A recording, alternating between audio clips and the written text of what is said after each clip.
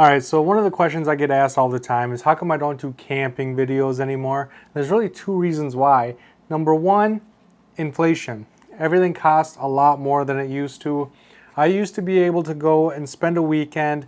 So where all the camping spots, I live in the middle of a prairie, okay? So to go into the woods, it's a 2.5, 3 hour, even a 4 hour drive. And so it usually takes a full tank of gas. And then when I got there, it was $10 a night. So when you see me down by the river, one of my favorite places ever, it was affordable, right? It was $50 for a weekend, $40 for an overnighter, and it was fun. It was a lot of fun, and that was just to stay there. That's not food and fuel and bug spray and all the consumables. Just to stay there, $40 for an overnighter, $50 for a weekend, and it was a lot of fun, and I really enjoyed myself. And now, with gas prices the way they are, now it's $60 just in gas. And so when I first started camping there, it was $10 a night, right? Well, then it went to $12 a night, which not a big deal. I don't really care. It's $2 extra a day. Don't really care. 2020 happened. When 2020 happened, everything changed. Here in Minnesota, everything shut down.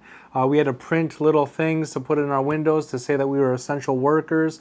It was chaos, right? 2020 was chaos. Everybody knows that. And when I came back after, when it had opened up again and we could leave our homes, it went from $12 a night to $18 a night, right? Which is a big jump. It almost doubled. And I don't know, but I've heard that it's up to $21 right now. And so with $60 in fuel, $40 in an overnighter, that's $100 a weekend. And right now, $100 it's a lot of money. It's always been a lot of money, but right now especially.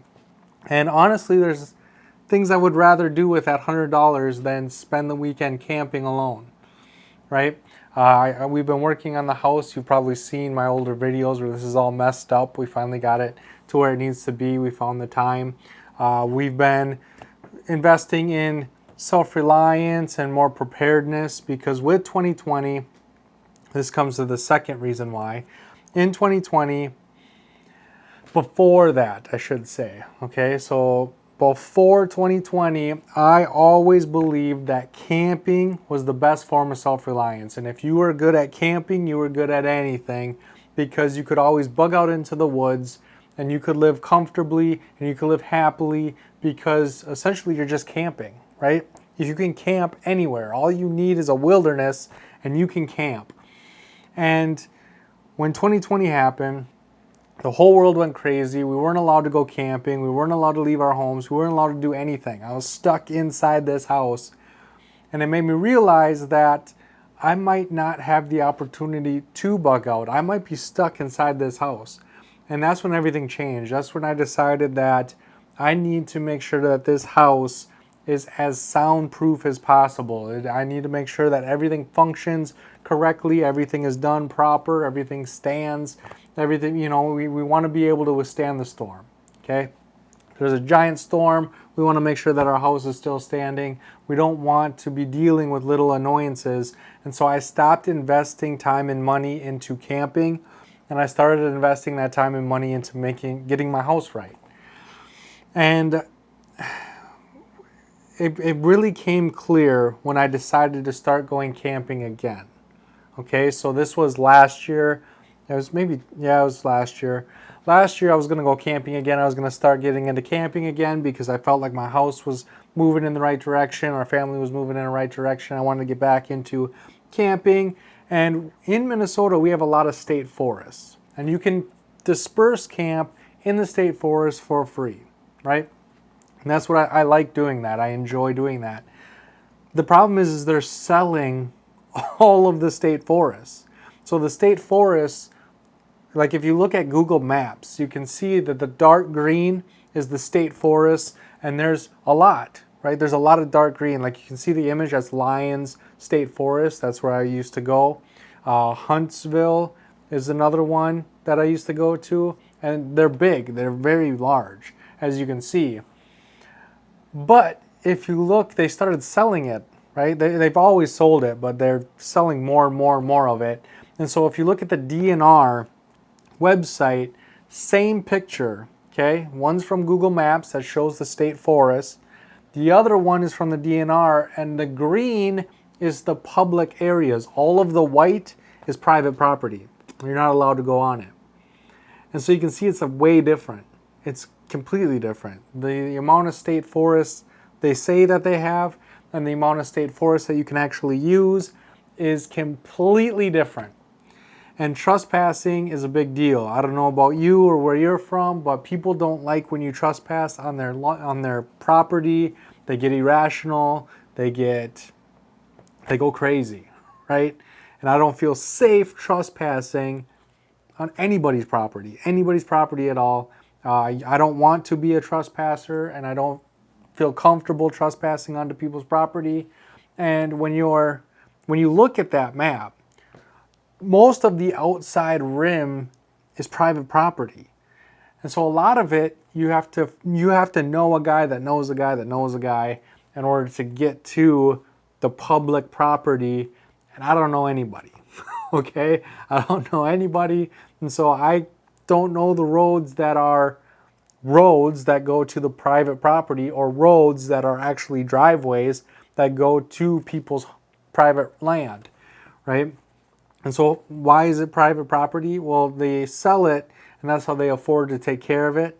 And so the people that own state forest land have a lot of restrictions. They can't do anything, right? They can only build like one structure. They can't cut down any trees. They can't clear out any areas. Like there's a lot of rules and regulations to owning state forest land, but it's still your land. And so it's a lot harder than I thought it was to camp, which got me also thinking that bugging out into the woods isn't as coherent of an idea as I thought. I was like, there's all this state land. I'll just go into the state land. Most of it's private property. And so if we have a large group of people bugging out into a state forest that's all mostly private property, we are trespassing on other people's property, and they are not going to take kindly of that. I know I wouldn't take kindly of that. And so it's going to be chaos, right?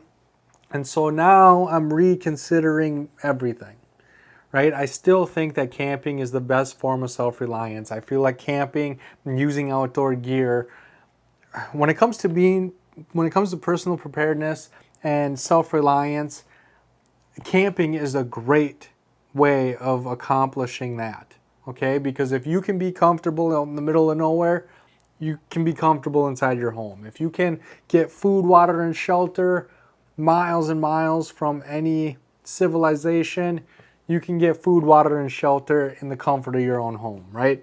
And so the skills, everything you do out camping is very, very important, and I still feel like it's very important.